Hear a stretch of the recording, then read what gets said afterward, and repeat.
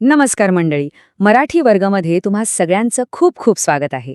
आज आपण शिकण्याच्या प्रक्रियेमागचं एक भन्नाट रहस्य उलगडणार आहोत. खरं तर हा एक असा सिद्धांत आहे जो फक्त तुमच्या महाटेट परीक्षेसाठीच नाही तर आपल्या रोजच्या जगण्यातही खूप महत्वाचा ठरतो. चला तर मग सुरू करूया. एक छोटीशी गोष्ट आहे का? कल्पना करा, एकाच खोलीत दोन जिगरी दोस्त राहतात. एक आपल्या महाराष्ट्रातला आणि दुसरा चीनचा. मैत्री एकदम घट्ट, पण प्रॉब्लेम एकच होता. दोघांमध्ये एक न दिसणारी भिंत होती, भाषेची. एकमेकांना काय बोलावं हेच कळायचं नाही. आणि मग एके दिवशी काहीतरी विचित्र घडलं. एका छोट्याशा गैरसमजातून गोष्ट इतकी वाढली की चक्क एका मित्राला हॉस्पिटलमध्ये न्यायची वेळ आली. आणि तिथे गेल्यावर काय कळलं की हा सगळा गोंधळ फक्त आणि फक्त कम्युनिकेशन गॅपमुळे झाला होता. ही गोष्ट आपल्याला शिकण्याच्या सुरुवातीच्या टप्प्यात येणाऱ्या एका मोठ्या चॅलेंजची आठवण करून देते. आता ही गोष्ट मी तुम्हाला का सांगितली माहितीये? जरा विचार करा, जेव्हा आपण काहीतरी अगदी नवीन शिकायला घेतो, समजा सायकल चालवणं असेल किंवा एखादं नवीन गणित, तेव्हा सुरुवातीला आपलाही असाच गोंधळ उडतो की नाही? खूप चुका होतात, काहीच कळत नाही, सगळा अंधार वाटतो. याच गोंधळातून आणि चुकांमधून आपण नेमकं शिकतो कसं, यावर एका अमेरिकन मानसशास्त्रज्ञाने एडवर्ड थॉर्नडाईकने जबरदस्त काम केलंय. त्यांच्या याच कामामुळे त्यांना शैक्षणिक मानसशास्त्राचे जनक असंही म्हटलं जातं. चला तर मग त्यांचा एक खूप प्रसिद्ध प्रयोग बघूया. थॉर्नडाईकने काय केलं माहितीये? त्याने एका भुकेल्या मांजराला एका खास पेटीत बंद केलं. आता ह्या पेटीचं दार एका विशिष्ट बटनावर पाय पडला की उघडायचं. आणि मांजराला अजून उद्युक्त करण्यासाठी पेटीच्या बाहेर त्याचा आवडता मासा ठेवला.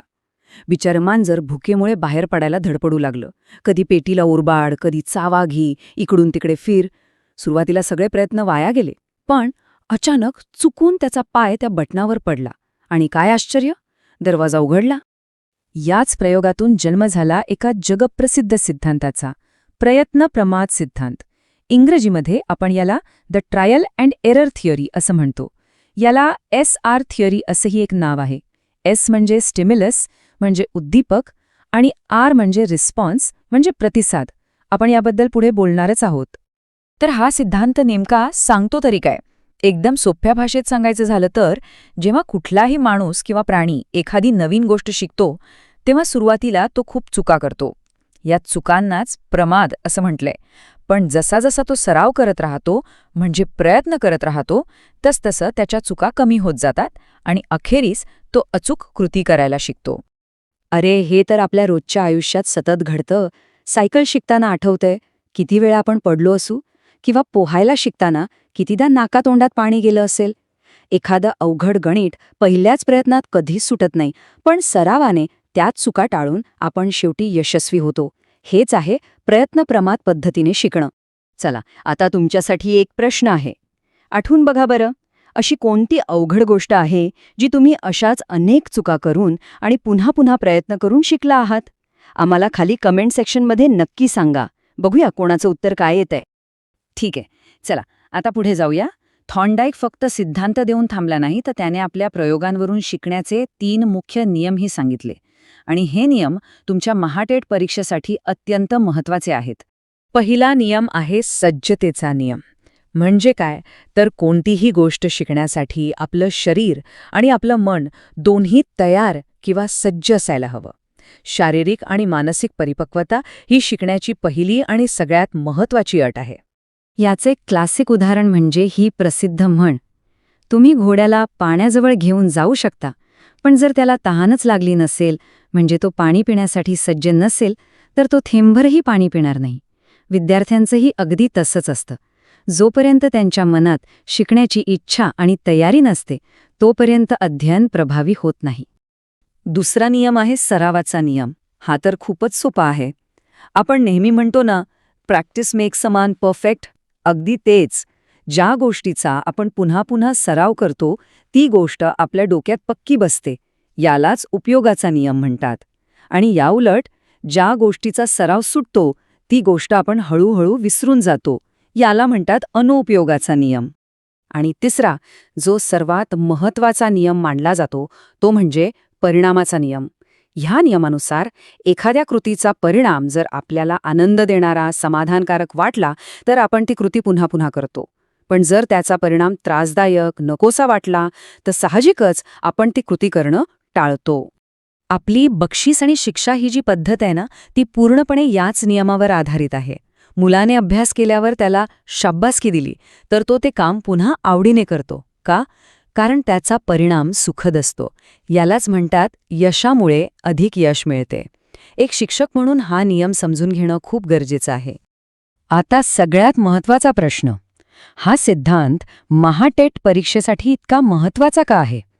याचं कारण असं आहे की बालविकास आणि अध्यापनशास्त्र म्हणजे चाइल्ड डेव्हलपमेंट अँड पेडागॉजी या सेक्शनमध्ये अध्ययन उपपत्ती हा एक मुख्य टॉपिक आहे.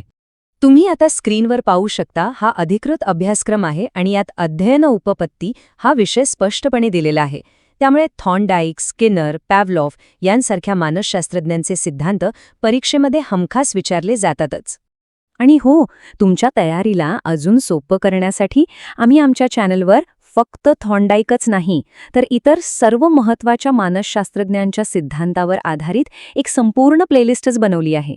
त्याची लिंक तुम्हाला खाली डिस्क्रिप्शन बॉक्समध्ये मिळेल. ती नक्की बघा, खूप फायदा होईल. चला तर मग आत्तापर्यंत आपण जे काही शिकलो ते जरा तपासून पाहूया. आता आपण महाटेटच्या मागच्या काही वर्षांच्या प्रश्नपत्रिकांमधले काही निवडक प्रश्न सोडवणार आहोत. तयार आहात ना? ओके, तर तुमचा पहिला प्रश्न स्क्रीनवर आहे.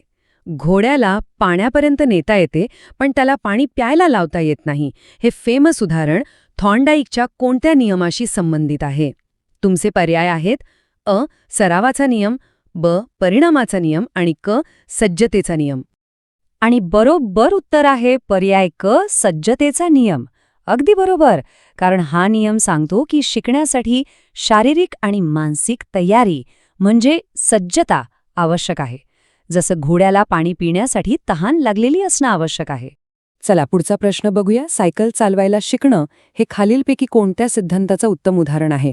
अ. अभिजात अभिसंधान, ब. प्रयत्नप्रमाद सिद्धांत की क. मर्मदृष्टीमूलक अध्ययन. विचार करा. याचं उत्तर आहे पर्याय ब. प्रयत्नप्रमाद सिद्धांत. का? कारण सायकल शिकताना सुरुवातीला तोल जातो, आपण पडतो, अशा अनेक चुका होतात, पण सरावाने या चुका कमी होतात आणि आपल्याला बॅलन्स साधता येतो. प्रश्न तिसरा.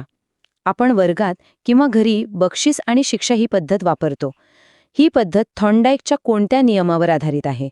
तुमचं पर्याय आहेत सरावाचा नियम, सज्जतेचा नियम आणि परिणामाचा नियम. एकदम बरोबर. उत्तर आहे पर्याय क. परिणामाचा नियम.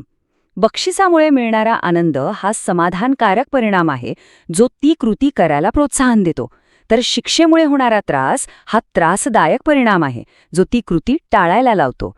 चौथा प्रश्न थोडासा टेक्निकल आहे, लक्ष द्या. थॉर्नडाईकच्या प्रयोगात मांजरासाठी जो मासा ठेवला होता तो कशाचे काम करतो? अ. प्रतिसाद, ब. उद्दीपक की क. अडथळा. याचं अचूक उत्तर आहे ब. उद्दीपक म्हणजेच स्टिम्युलस. तो मासा पाहूनच मांजराला बाहेर पडण्याची प्रेरणा मिळते आणि मांजर प्रयत्न करायला लागतं. त्यामुळे मासा हा उद्दीपक आहे जो मांजराला प्रतिसाद द्यायला भाग पाडतो. आणि आजचा शेवटचा प्रश्न. यशामुळे अधिक यश मिळते हे वाक्य थॉर्नडाईकच्या कोणत्या नियमाचं उपयोजन आहे? पर्याय आहेत सरावाचा नियम, सज्जतेचा नियम आणि परिणामाचा नियम. आणि पुन्हा एकदा याचंही उत्तर आहे पर्याय क. परिणामाचा नियम. कारण यशातून जे समाधान मिळतं त्यामुळे ते वर्तन अधिक मजबूत होतं आणि भविष्यात पुन्हा यश मिळण्याची शक्यता वाढते.